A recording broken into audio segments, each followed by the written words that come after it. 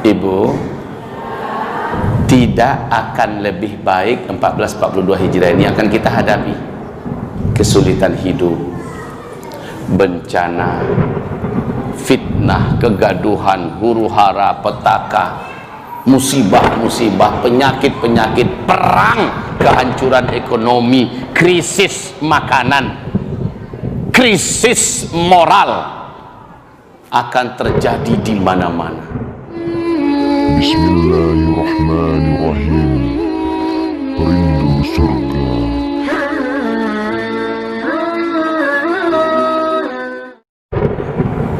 Bapak Ibu mungkin berharap tahun baru Hijriah ini akan lebih enak. Maaf ya Pak ya, Ibu, agak terpaksa saya menyampaikan tidak akan lebih baik Pak. Bu, Ibu, tidak akan lebih baik 1442 Hijriah ini akan kita hadapi. Kesulitan hidup, bencana, fitnah, kegaduhan, huru-hara, petaka, musibah-musibah, penyakit-penyakit, perang, kehancuran ekonomi, krisis makanan, krisis moral akan terjadi di mana-mana. Dan ini berat.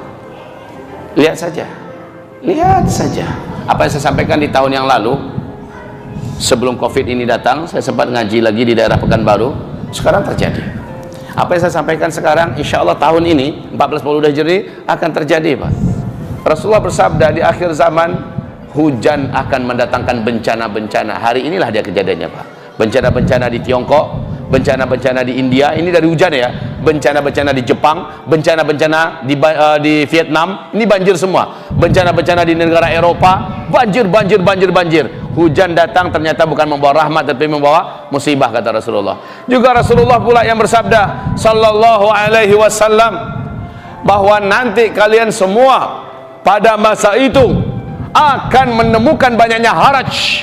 Wa kathural haraj, wa kathural haraj, wa kathural haraj. Pada masa itu kata Rasulullah banyak sekali haraj. Para sahabat bertanya, apa itu haraj ya Rasulullah? Apa itu haraj ya Rasulullah? Nabi menjawab, haraj itu adalah pembunuhan di mana-mana, perang di mana. Dan Rasulullah juga bersabda, orang-orang yang banyak duit, yang gajinya tinggi, uangnya itu hampir-hampir tidak berharga untuk dapat mendapatkan membeli makanan-makanan pokok. Tak lama lagi kita akan merasakan karena langka makanan pokok, akhirnya duit yang banyak pun tidak berharga Pak. Karena harga makanan pokok akan mahal, sulit didapat, duit yang banyak akan dicampakkan orang. Bagi orang lebih penting dia makanan daripada duit. Dan Nabi bersabda sallallahu alaihi wasallam, pada masa itu emas akan sangat mahal harganya. Sekarang bagaimana harga emas? Sekarang bagaimana harga emas? Sepanjang sejarah umur bumi ini ada, kali ini harga emas ada pada puncaknya. Wahai Bapak Ibu, saya mengatakan sejak 2018 saya sampaikan, Bu, kalau ada uang, Pak, kalau ada uang jangan ditabung, baiknya segera belikan emas dari sekarang. Itu sampaian saya Pak. Insya Allah emas akan mahal nanti. Insya Allah emas akan sampai pada harga yang dimana kita saat itu menyesal karena kita menabung dalam bentuk angka-angka digital. Ini menyesal kita Pak. Beli emas kan saya katakan, Bu, ada uang sedikit, belilah emas 1 kilo, 2 kilo, simpan.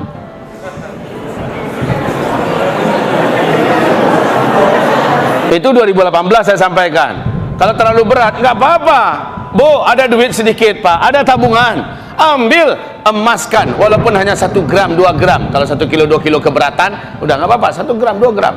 Ada uang lebih-lebih sedikit, belikan 1 gram, 2 gram. Berbentuk emas batangan silakan, berbentuk emas murni logam, koin silakan, berbentuk perhiasan silakan. Yang penting menabung dalam bentuk emas. Tapi sekarang Pak mau beli, harga emas sudah membumbung tinggi.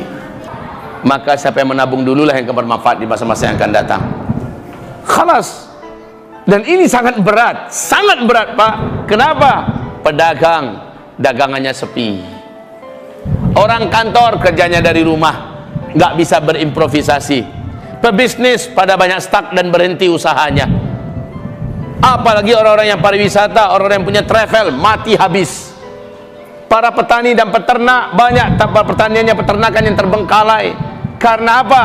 karena banyak faktor dan banyak hal setelah COVID ini menyerang. Masya Allah, ke depan kayaknya ini nggak akan selesai sampai akhir tahun loh Pak. Tidak akan selesai sampai akhir tahun 2020 ini. Menurut WHO ini akan nyambung sampai 2021.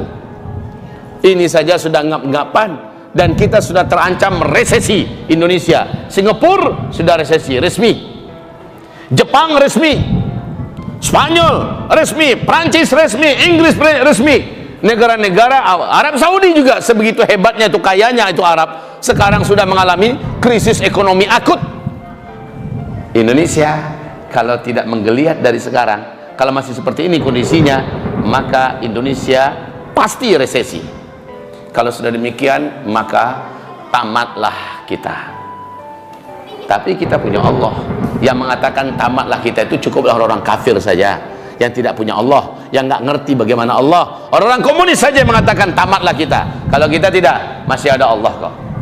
Karena keyakinan kita, dan ini yang mau saya sampaikan malam ini, keyakinan kita, Allah subhanahu wa ta'ala telah menjaga hidupnya Nabi Yunus di dalam perut ikan. Nabi Yunus dalam perut ikan ada dapat oksigen tidak Pak? Saya bertanya, tolong dijawab Ibu. Nabi Yunus dalam perut ikan ada dapat oksigen tidak? Jawabannya benar.